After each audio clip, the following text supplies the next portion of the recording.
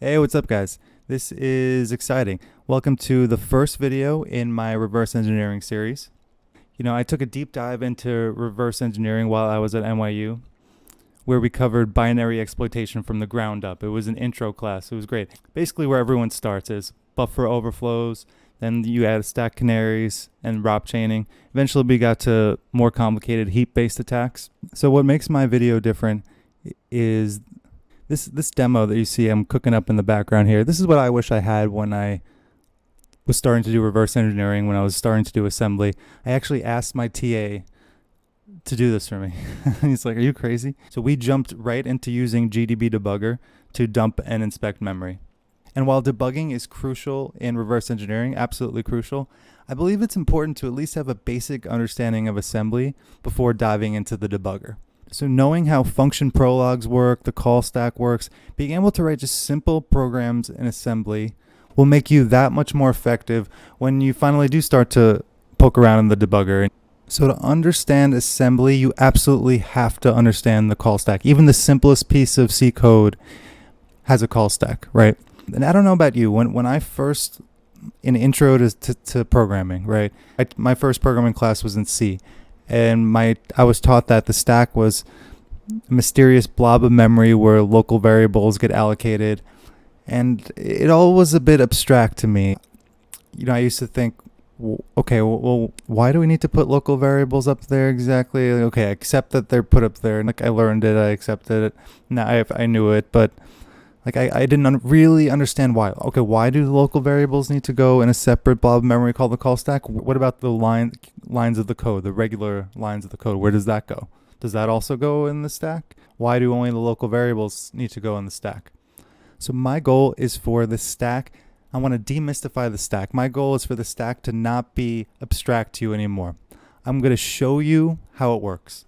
I want you to actually see it. I'm going to show it to you. I'm going to show you underneath the hood what is actually going on, how the local variables are being allocated, when in the program are they put up there, how are they grabbed from the stack. All right, so this is the piece of C code we're going to put into godbolt.org, which barks out the assembly. Then we'll paste it into our demo. This is just a simple C program, no loops. Just allocates two local variables, calls the average function, which calls a sum function. Now, I know my code is stupid. I know my average function, you should probably maybe return, like if we're calling return a value, do something with it. My goal was brevity here.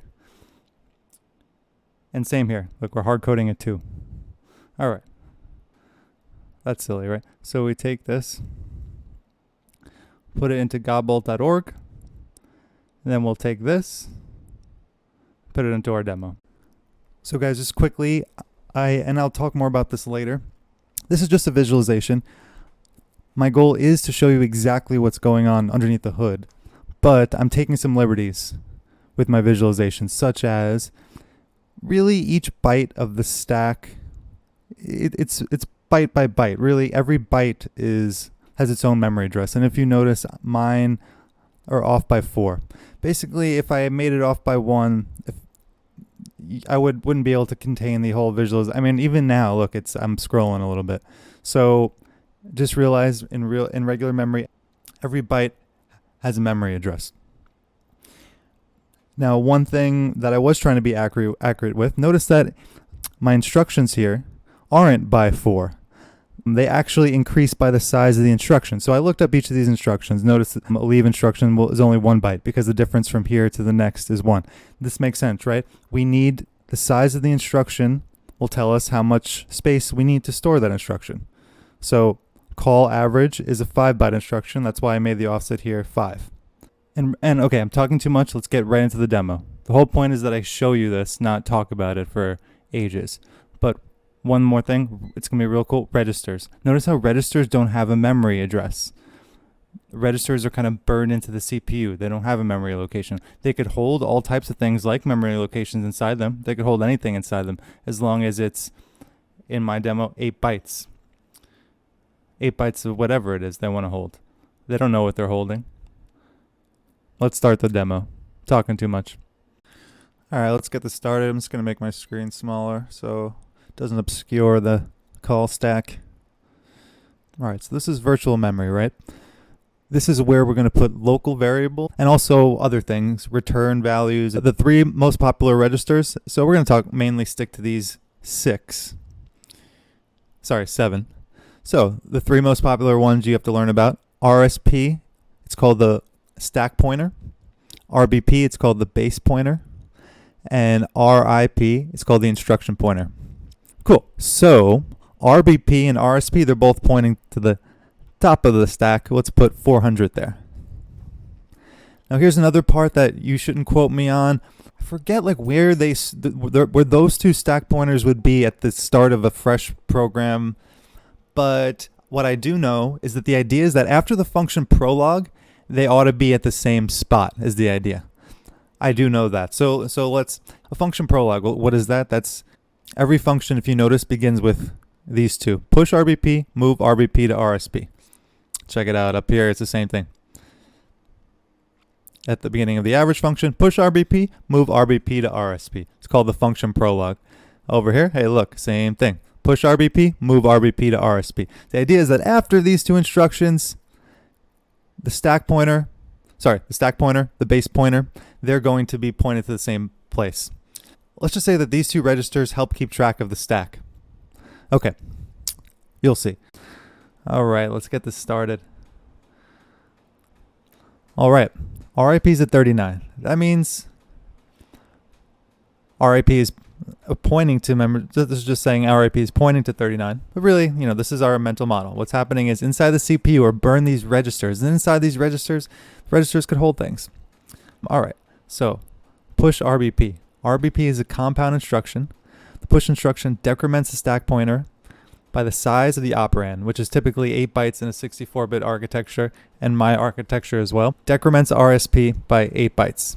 So it just means we go into what the register is holding, subtract 8. Cool. And that means RSP is really, like, we could think of it as pointing to 392, but really it holds 392. That's what's really happening, right? All right. Cool. We just did half of push RBP. Very good. And then stores the value of its operand at the memory location. And what is its operand? RBP. Stores the value of its operand at the memory location pointed to by the updated RSP. The memory location now. Okay, now we're talking about in the orange, in the call stack itself, in our virtual RAM. So we're going to put the operand, the RBP, here. So does that mean we do that? When you're first learning, maybe that's what you think, but no. Or maybe like the ASCII equivalent, right? No. Let's put what's inside RBP. 400. Okay. Cool, we just did one instruction. So now look. Now RIP jumps to the next instruction. And so that means it's really holding 36 now. Cool. Move RSP into RBP. Always move the second into the first. Move RSP into RBP. All right. Does that mean move the 400? I don't know. Usually we're moving the register. That must mean, what's inside the memory cubby, right? So yeah, move. Does that mean we put the 400 up here or something? Remember, what's the instruction? It's move RSP into RBP, right? I could easily think, yeah, put this into 400 or something. Or you put 400 into RBP. Well, it's already holding 400. But I could see you thinking one of those two things. But no, it's what's inside the register into that register. So we're actually putting 392 in there. All right. So that's effectively saying, ooh, RBP jumps to there. Cool. RIP jumps. RIP is now at 32. Okay. So what does it say at 32? It says subtract 16 from RSP. All right. Easy. Sounds easy. But, if you're first learning this, you could just go into the memory cubbies because that's where RSP is and subtract 16 from here. Be careful. We're subtracting 16 from the register, okay? Not what the register is pointing at. So I'll give you an easy way, even less confusing than that, is when it's just the register and not the bracket.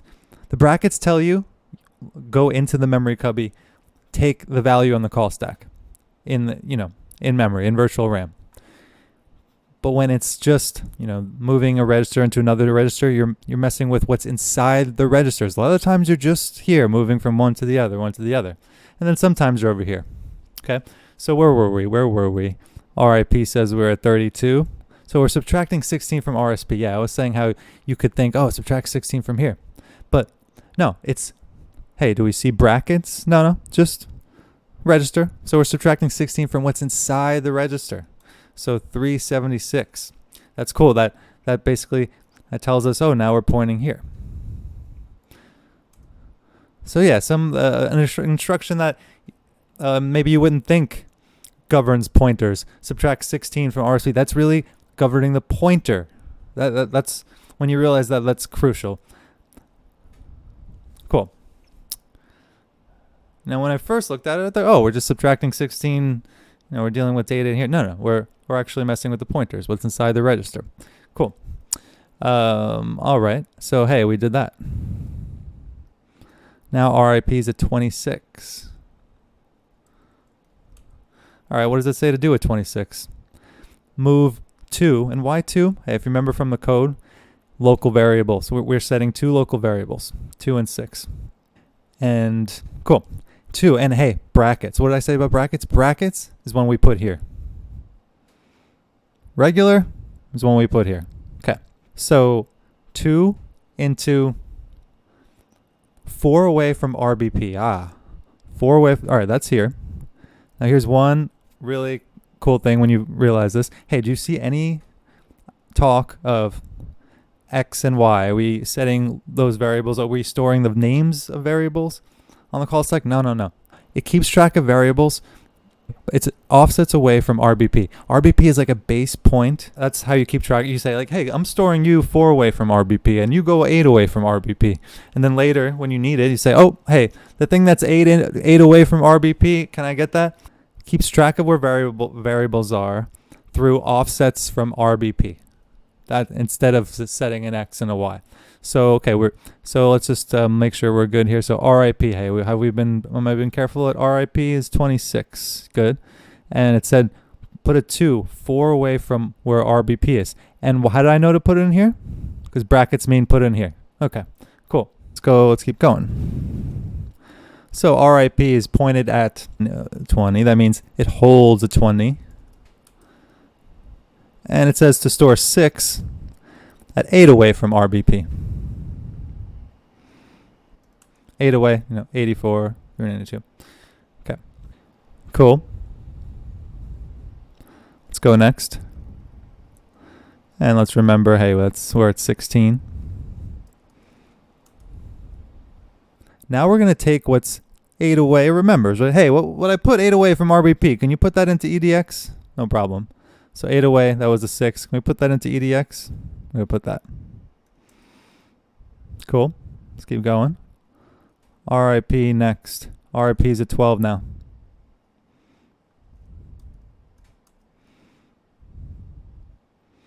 What does it say there at 12?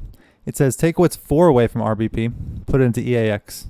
All right, 4 away from RBP, that was the 2. Put it into EAX. All right. That was easy. Each individual instruction is easy, right?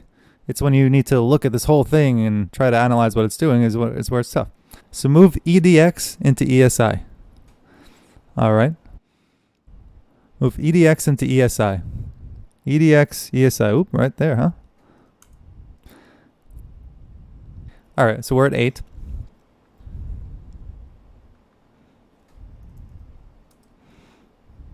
And we want to move EAX to EDI.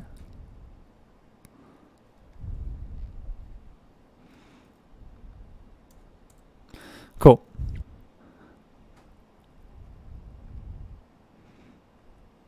Ooh, and look, we're at a call average. All right, we're at 3. Let's make sure we're doing good with RIP.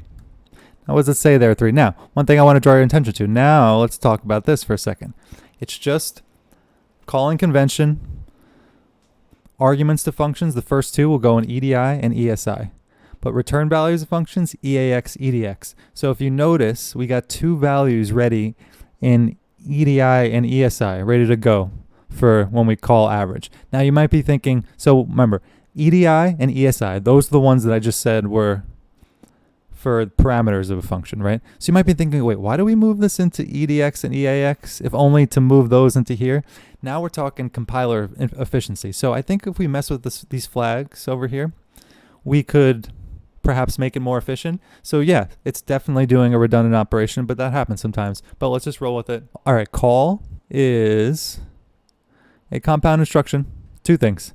Pushes the address of the next instruction, the return address, onto the stack, and then jumps to the address specified by its operand, which is the target function's entry point.